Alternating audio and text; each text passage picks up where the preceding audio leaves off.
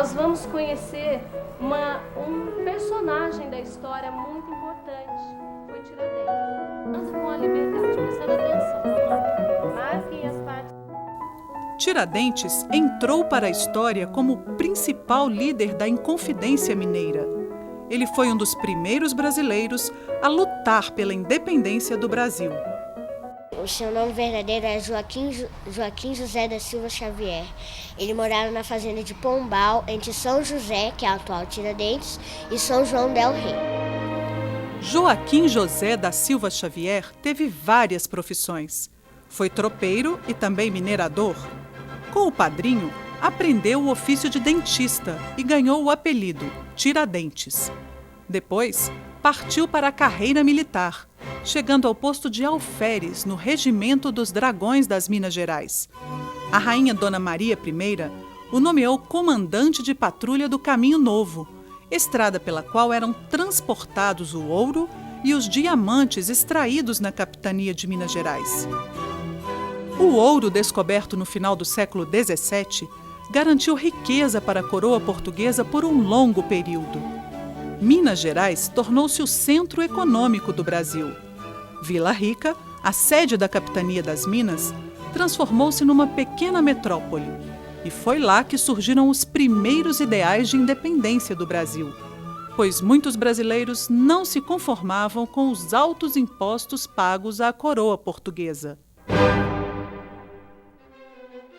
Depois de décadas, as minas já não rendiam tanto. Mesmo assim, a coroa portuguesa insistia em cobrar a quinta parte de tudo. Os ânimos se acirraram quando o governo ameaçou decretar a derrama, uma cobrança de impostos atrasados há anos. Eram mais de 7 toneladas de ouro que seriam arrancadas dos brasileiros à força, a menos que eles se organizassem para impedir mais essa tirania. É uma crise do próprio processo de colonização portuguesa na região das Minas. E essa crise guarda relação, por sua vez, com o esgotamento das atividades de extração mineral. Tiradentes envolveu-se profundamente na Inconfidência Mineira.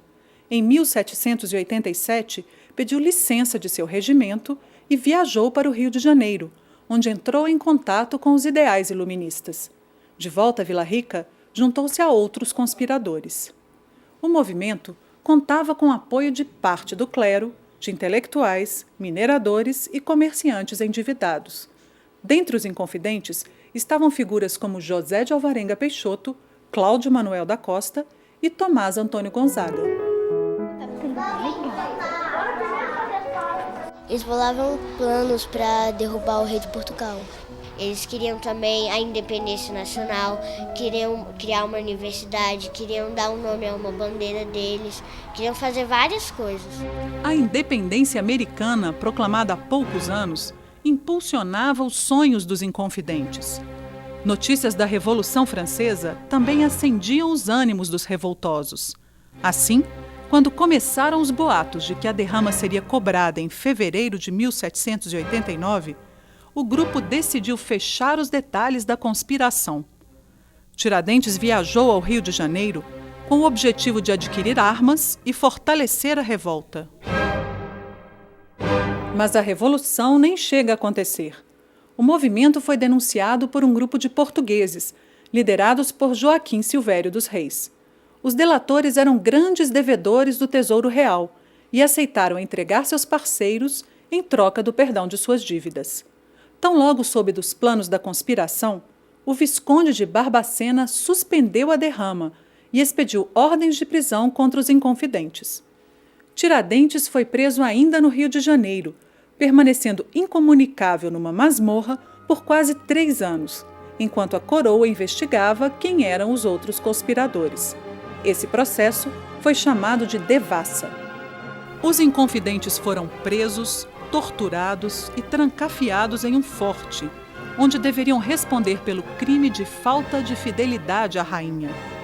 Todos negaram sua participação na conspiração, menos Tiradentes, que assumiu a responsabilidade de liderar o movimento. A rainha Dona Maria I, que um dia o nomeou protetor do império, dessa vez o condenou à forca. Dos 10 revolucionários sentenciados à morte, somente a condenação de Tiradentes foi mantida. Sistema de penas, de crime, de castigo, que é próprio do antigo regime, previa a hierarquização das penas segundo a condição da pessoa, né? Então, alguns detinham alguns privilégios por fazerem parte da nobreza do local, da nobreza até mesmo da corte. Alguns tinham privilégios em razão do exercício de uma função de magistrado, de eclesiástico, né? Tiradentes não tinha nenhuma forma de privilégio. A sentença de Tiradentes foi lida a 18 de abril de 1792 e 3 dias depois ele foi executado em praça pública no Rio de Janeiro. Além de enforcado, foi decapitado e esquartejado. A cabeça foi exposta em Vila Rica e partes do corpo foram dependuradas em postes ao longo do Caminho Novo, aquele mesmo que ele tantas vezes percorreu. Sua casa foi derrubada e seus bens confiscados. Então, a própria Inconfidência Mineira, junto com a Conjuração Baiana, eram movimentos de protesto contra as formas de dominação colonial que deixavam explícito que a colônia havia adquirido maturidade econômica, social e agora política, para dar conta do seu próprio destino, sem necessidade de uma autoridade externa interveniente. Tiradentes tornou-se mártir da independência e da república. Ele é um dos construtores do Brasil.